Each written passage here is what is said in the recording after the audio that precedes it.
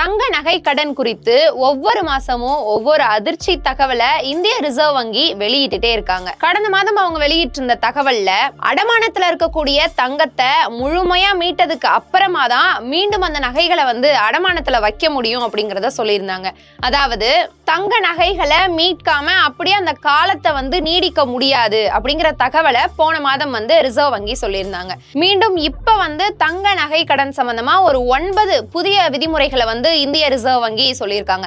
அது என்னென்ன விதிமுறைகள் அப்படின்னு பார்த்தோம்னா, முதலாவதா அடமானம் வைக்கக்கூடிய தங்க நகத்தோடைய மதிப்புல இருந்து 75% மட்டும்தான் கடனா வழங்கப்படும் அப்படிங்கறத சொல்லியிருக்காங்க. அதாவது ஒரு 1000 ரூபாய் மதிப்பு இருக்கக்கூடிய தங்க நகையை நம்ம அடமானத்துல வச்சோம் அப்படின்னா 750 ரூபாய் மட்டும்தான் அதுல இருந்து நமக்கு கடனா கிடைக்கும் அப்படின்னு சொல்றாங்க. அடமானம் வைக்கக்கூடிய நகைகள் தங்களுடைய நகைகள் தான் அப்படிங்கிறதுக்கான சான்றை அந்த வங்கிகள்லயோ இல்ல அந்த நிதி நிறுவனத்திலயோ அடமானம் வைக்கக்கூடியவங்க நிச்சயம் வழங்கணும் அப்படிங்கிற விதியவும் சொல்லியிருக்காங்க. அடகு வைக்கக்கூடிய அந்த நகையுடைய தரம் குறித்தான சான்றிதழை அந்த நிதி நிறுவனமோ இல்லது வங்கியோ அடகு வைக்கக்கூடிய வாடிக்கையாளர்களுக்கு வழங்கணும் அப்படிங்கறத சொல்றாங்க.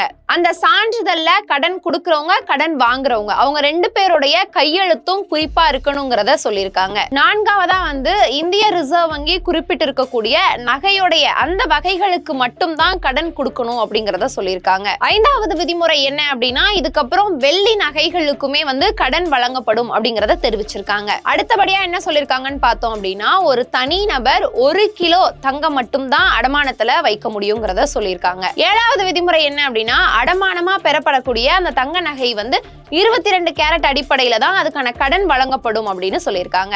8வது விதிமுறை என்ன அப்படின்னு பார்த்தோம்னா, அந்த கடன் ஒப்பந்தத்துல கடன் சம்பந்தப்பட்ட எல்லா தகவல்களுமே இடம்பெற்றிருக்க வேண்டும். கடைசி விதிமுறை என்னன்னு பார்த்தோம் அப்படின்னா, தங்க நகையுடைய கடனை திருப்பி செலுத்தினதுக்கு அப்புறமா 7 வேலை நாட்களுக்குள்ள அந்த நிதி நிறுவனமோ அல்லது வங்கியோ அவங்களுடைய நகைகளை திரும்பி வழங்கிடணும் அப்படிங்கிறது. அப்படி அந்த நகையை வழங்குறதுக்கு தாமதம் ஏற்படுது அப்படின்னா, தாமதிக்கக்கூடிய ஒவ்வொரு நாளுமே 5000 ரூபாயை சேர்த்து அந்த வங்கியோ அல்லது நிதி நிறுவனமோ வாடிக்கையாளர்களுக்கு வழங்கணும்.